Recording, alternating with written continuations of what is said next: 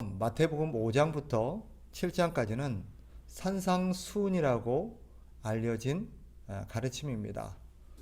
말 그대로 산 위에서 우리 주님께서 백성들에게 가르치신 내용이란 뜻이죠. 갈릴리의 한 산에서 무리와 제자들을 향해서 가르치신 내용입니다. 어떤 내용을 다루고 있느냐? 구약에서 가르치는 율법의 내용이 무엇인지, 율법이 의미하는 바가 무엇인지 그 진정한 의미와 원리들을 설명해 준 내용이다라고 볼 수 있어요. 그걸 다르게 표현한다면, 신약적으로 표현한다면, 복음을 믿는 사람들, 이 복음으로 살아가는 사람들이 각 삶의 영역에서 어떻게 살아가야 되는지, 어떻게 순종하며 살아야 되는지를 설명해 놓은 내용이다라고 볼 수 있습니다. 그러니까 복음을 믿는 사람들, 제가 오늘 뒤에 다시 설명하겠습니다만 다르게 표현한다면 하나님의 백성들, 천국 백성들은 어떻게 살아가느냐 하는 것을 가르치신 내용이라고 볼 수 있습니다. 그 중에서 우리가 읽은 내용 다 읽지는 못했지만 1절부터 12절까지는 팔복이라고 알려진 내용입니다. 팔복. 사실 팔복이라 그러니까 8가지 복에 대한 이야기인가 보다라고 생각할 수 있는데 8가지 복에 대한 설명이라기보다는 복을 받은 사람, 복을 받은 자의 8가지 삶의 모습이다라고 표현하는 게 더 적절할 수 있습니다. 여기서 말하는 복이 뭐냐? 여기서 말하는 복은 하나님 나라의 백성이 되는 복을 말하는 것입니다. 천국이라고 표현하는데 하나님 나라의 백성이 되는 복, 즉 하나님의 나라 백성이 되는 복이 뭐냐? 그것을 다루고 있어요. 왜 하나님 나라 백성이 되는 게 복이냐? 그런 사람들이 왜 복을 누리게 되느냐 하는 것을 오늘 8가지 모습으로 그려내고 있는 거예요.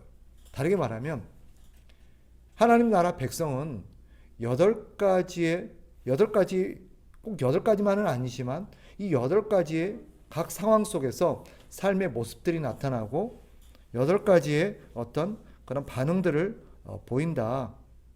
그래서 복을 받은 존재다라는 것을 설명해 주는 것입니다.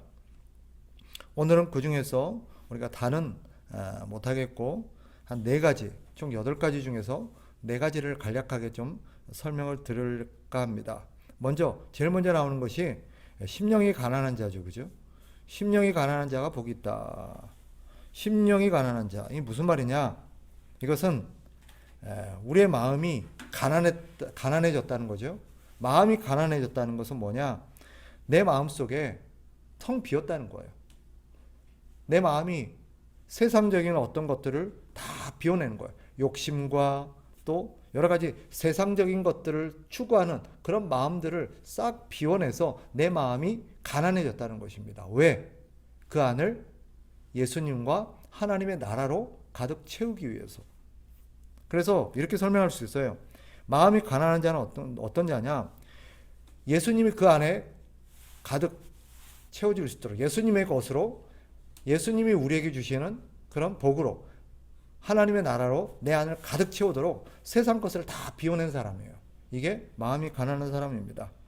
그 빈자리를 우리 주님이 채워주세요.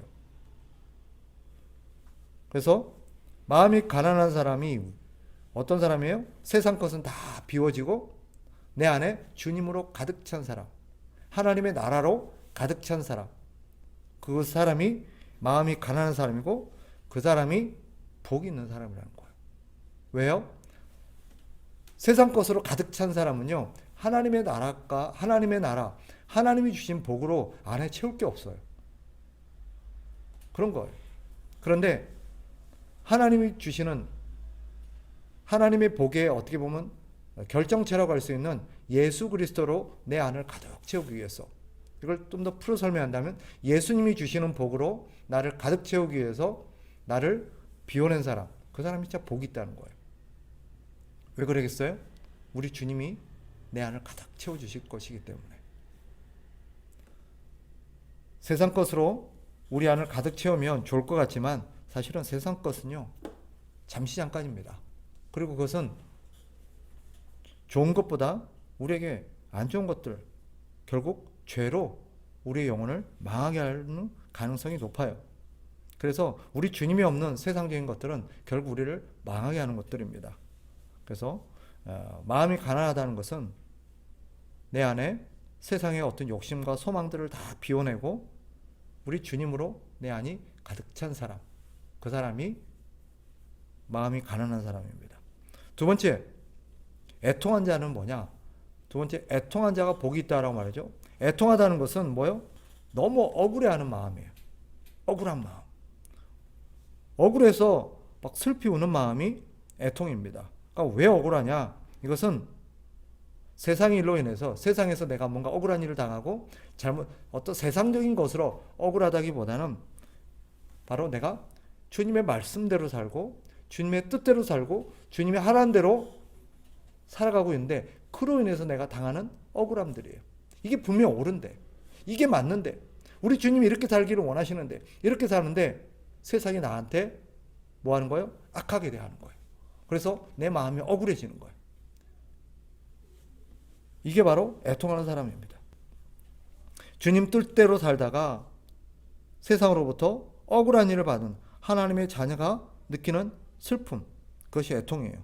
이들이 왜 복이 될까요? 하나님이 위로해 주시기 때문이에요. 하나님이 그들을 위로해 주시기 때문에 복됩니다. 또 하나님 우리를 어떻게 위로하십니까? 하나님이 우리를 어떻게 위로하시느냐? 하나님이 하나님의 나라로 이 세상에서 내가 손해보고 이 세상에서 누리지 못하고 이 세상에서 내가 내 명예를 이렇게 세상 사람들이 알아주지 않는다 할지라도 하나님의 나라에서 또 하나님이 우리를 하나님의 나라를 통해서 우리를 위로하시고 우리의 이긴 것들을 다 보상해 주심으로써 우리를 위로하는 거예요.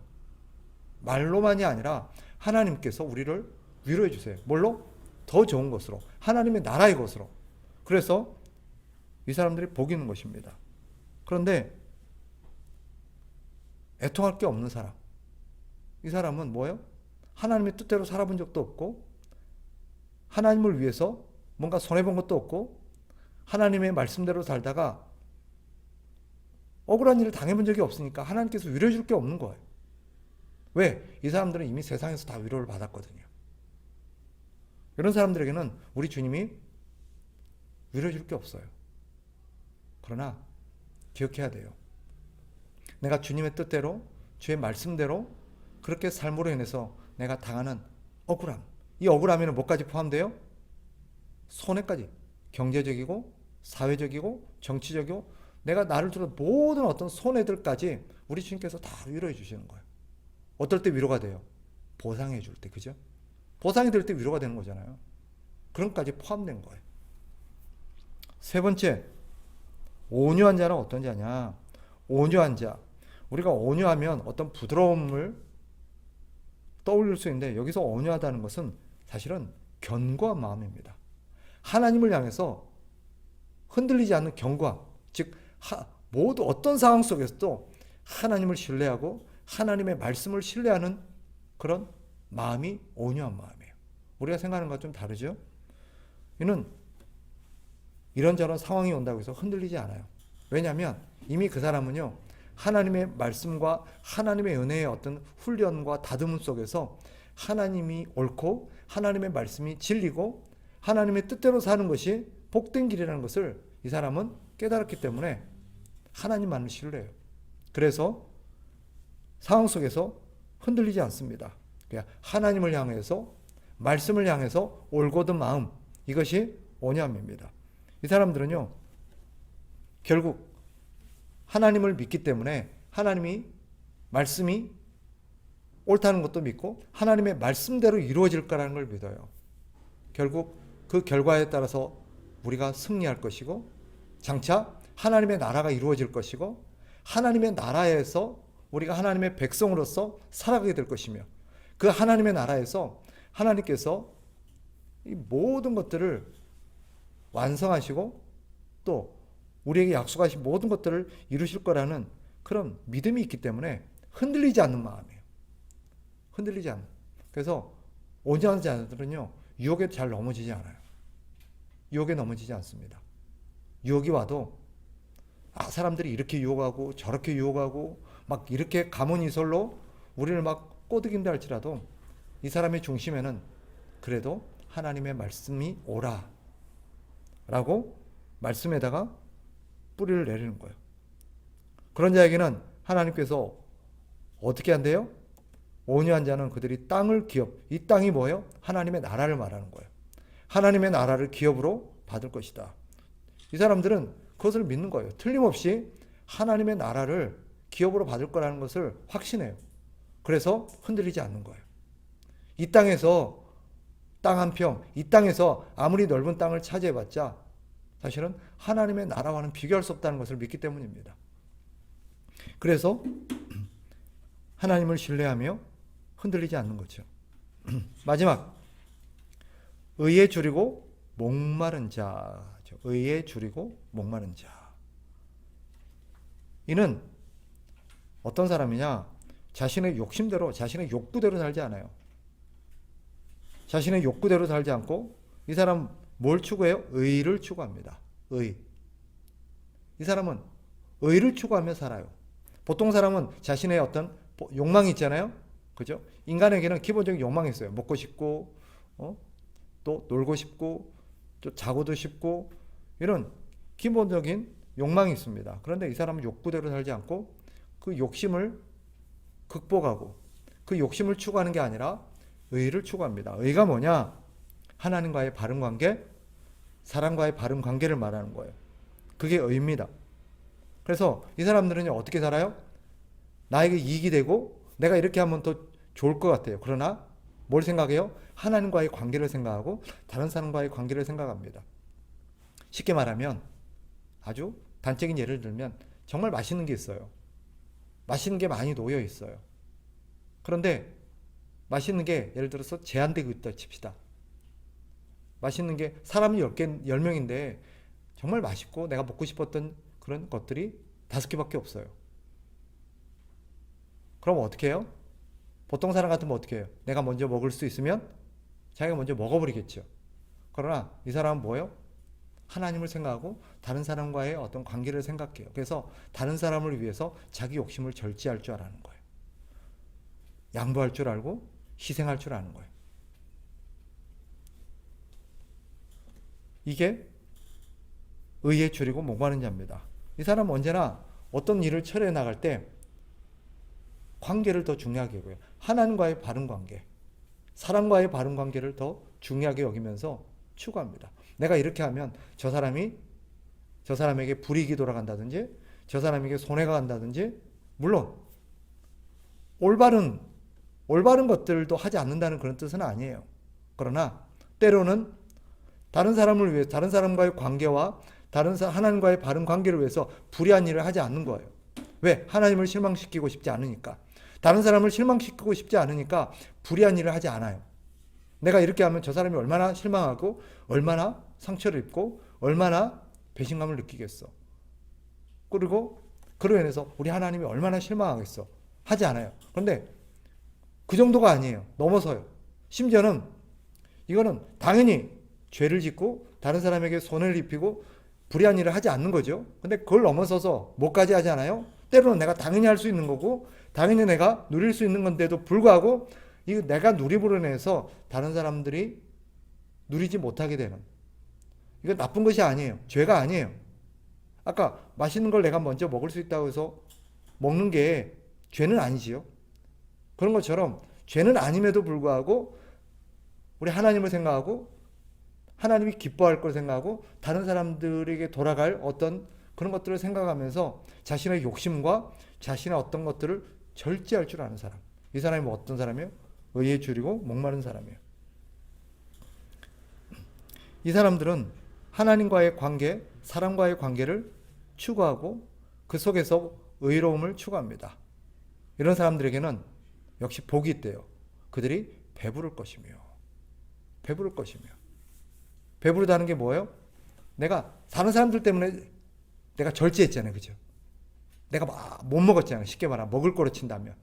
먹지 못했잖아요. 내가 다른 사람 때문에 못 먹었어요. 굶주렸어요.